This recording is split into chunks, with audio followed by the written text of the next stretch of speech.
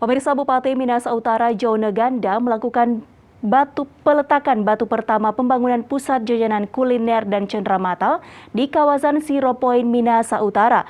Jone berharap dengan pembangunan pusat kuliner ini nantinya dapat mendongkrak ekonomi warga dalam sektor perdagangan. Selain menggenjot destinasi super prioritas Likupang, Minahasa Utara, pemerintah Kabupaten Minahasa Utara kini tengah membangun Pusat Jajanan Kuliner dan Cenderamata atau PJKC. Lokasi ini dipusatkan pada kawasan Zero Point, yaitu di Kelurahan Sukur, Kecamatan Air Madidi, yang menjadi titik pusat jajanan kuliner dan cenderamata. Dipilihnya lokasi ini karena merupakan titik strategis pertemuan antara transportasi yang keluar masuk Minahasa Utara, termasuk ke destinasi super prioritas Likupang, sehingga fasilitas jajanan kuliner yang dibangun dapat memudahkan atau bisa diakses oleh siapapun, baik wisatawan lokal maupun mancanegara.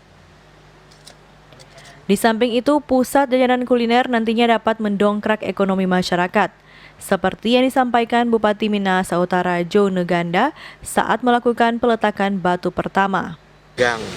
Jajanan cenderamata dan kuliner bisa terakomodir fasilitasnya di sini.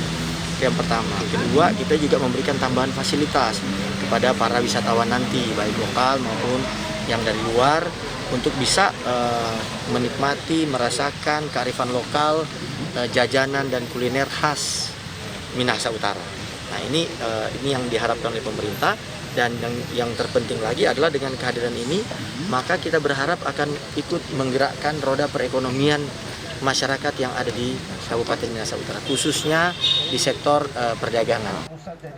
Guna menyeriusi hal tersebut, Bupati menambahkan kalau target pembangunan pusat jajanan kuliner dan cenderamata dengan anggaran 4 miliar rupiah selesai dibangun pada akhir tahun ini. Opik Syarifuddin, Regina Mangkei melaporkan untuk Kawan Nua TV.